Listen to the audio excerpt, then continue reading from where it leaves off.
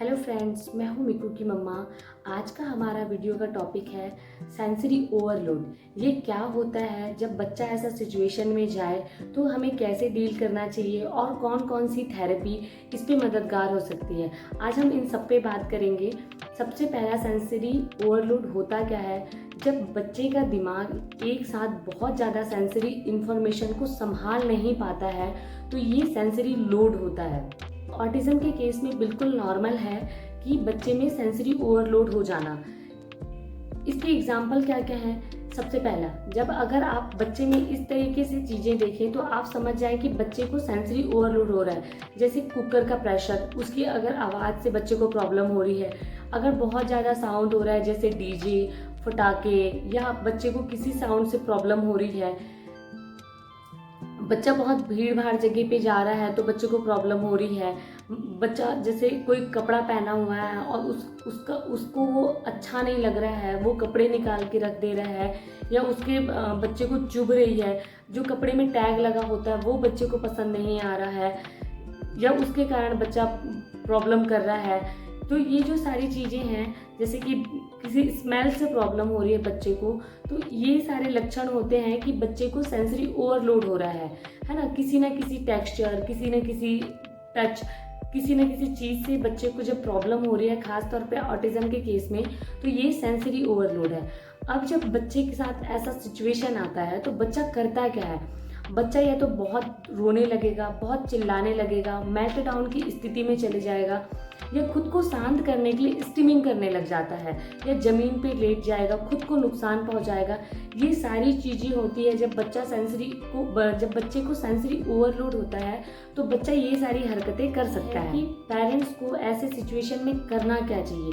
सबसे पहले तो इस चीज़ में आप बहुत ज़्यादा रिएक्शन ना दें, बच्चे को बहुत ज़्यादा पूछे मत, उसे कोई सज़ा ना दे या उसे मारे ना पीटे, क्योंकि ये जो प्रॉब्लम है इसमें मारने पीटने का तो कोई सवाल ही नहीं उठता है। बच्चे को इस चीज़ में समझ ही नहीं आएगा कि आप उसके साथ ऐसा कर क्यों रहे हो, क्योंकि बच्चे का खुद पे नियंत्रण नहीं है ना। सेंसरी ओवरलोड के कारण उसको प्रॉब्लम हो रही है। अब आप उस चीज़ को जोर ज़बरदस्ती से मना करेंगे तो वो चीज़ सही नहीं है बच्चे के लिए। इस समय हमको बच्चे को किसी शांत जगह पे लेके जाना है। अगर तेज़ आवाज़ से प्रॉब्लम हो रही है तो आवाज़ कम करें। बहुत ज़्यादा रोशनी, तेज़ लाइट से प्रॉब्लम हो रही है तो वो रोशनी कम करें। बच्चे को शांत माहौल दें, खुद शांत रहें। और बच्चे को अगर भीड़ भाड़ वाली जगह से प्रॉब्लम है तो उसे शांत जगह पे लेके जाएं, उसे सुरक्षित रखने का प्रयास करें ताकि वो अपने आप को चोट ना लगा ले। इस समय हमें बच्चे को सपोर्ट करना है, संभालना है और बच्चे के काम डाउन होने का वेट करना है ना। बच्चे को ऐसी स्थिति में हमें कोशिश करना है कि उसे हम डीप प्रेशर दें। अगर बच्चे को अच्छा लगता है या उसे कोई चीज़ फील करवाएं जिससे अच्छा लगता है, या हम बच्चे को किसी ब्लैंकेट में रैप करें। अगर बच्चे को ये चीज़ें ठीक लगती है और बच्चे को इससे आराम मिलती है तो हमें ये चीज़ें करनी चाहिए। अब सेंसरी ओवरलोड की स्थिति में बच्चे को कौन कौन सी थेरेपी हेल्प आउट कर सकती है।